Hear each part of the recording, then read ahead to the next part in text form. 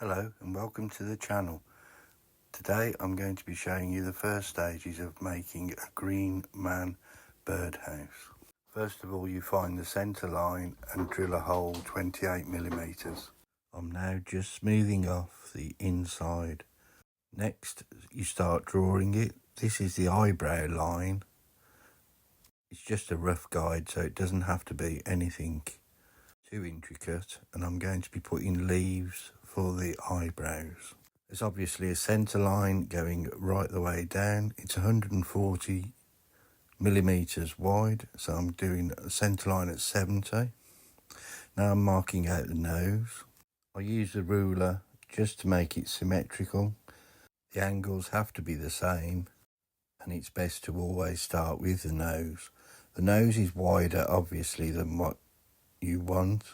That's because when you start carving, you will carve the sides and it never ends up this size. It will be a lot narrower to give the 3D effect, and the whole face will be set back. The leaves will be the highest point, then the nose. The eyes will be set back, as will the cheeks. The rest of the face will be just made up with leaves. I will be adding them one at a time and go with the flow wherever they feel right. If I even make a mistake, that's not much problem, as you'll see when I remove the markings with a little 1-inch sander that I have. In effect, it's just like using an eraser. So if you wanted to, you could actually start the whole thing again if you ever made a mistake. So just go with your instinct and draw whatever you feel. This hasn't been planned at all. This is just the way I like it. Each one is individual, and there I go. I'm removing the one that I don't like. That would have overlapped the eye too much, so I'm starting again. And now I'm going to be putting in the eyebrows, which are leaves also. This will help to build up the picture of the green man. Drop a comment below if you find out anything interesting about a green man. I'm sure it's way back in traditions. It all means different things. It would be worth finding out. And if you've got this far, you could always subscribe. Don't forget to hit the like, hit the bell notification, and you will be told whenever I do a live carving. And this is the first stage, so there will probably be another 4 or 5 stages to this. I hope you can see them all.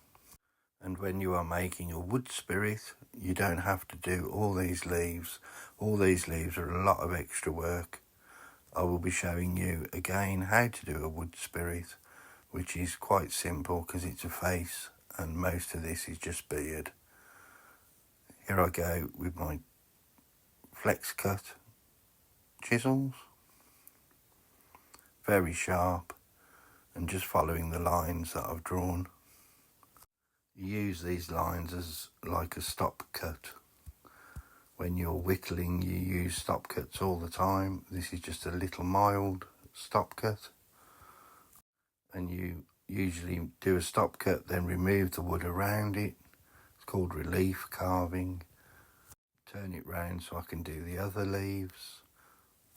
And of course, if you make a mistake now, it's harder to correct it, as the chisel is digging a lot deeper than a pen would.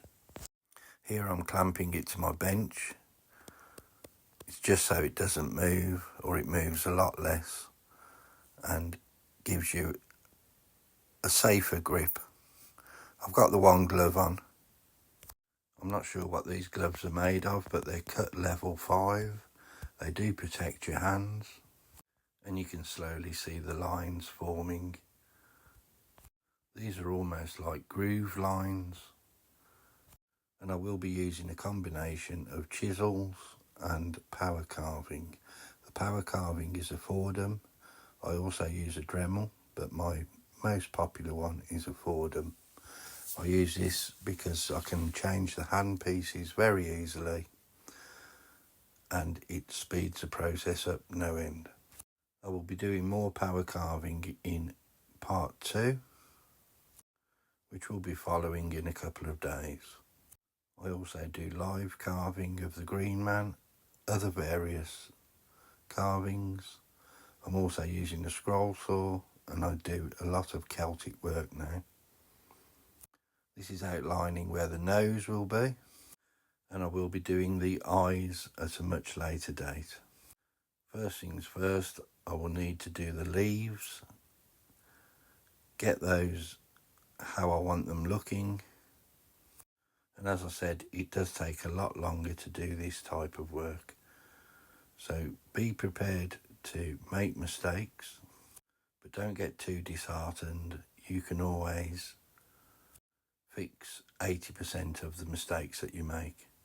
I'm just taking the forehead back with this little gouge, and of course any mistakes here will be hidden by the roof. I wrap the leaves around quite a few times, but there's no need to do it on this part because this will all be hidden by the roof. All in all, there are just 6 pieces of wood you will need for this. One for the face. This is about 40 millimeters, 45 millimeters deep. I usually cut them to 19 inches long. All the rest of the pieces of wood are 10 inches long, apart from the base, and that alters according if you want it inside or outside the bottom of the box. You always have to add 4 screws on the bottom of the box because it needs to be cleaned out each year after the birds have nested. It's a wonderful feeling when the birds nest. You watch them building the nest, and then you eventually get to watch the chicks hatch and come out into the world. Thank you very much for watching, and remember, whatever you do, do it well.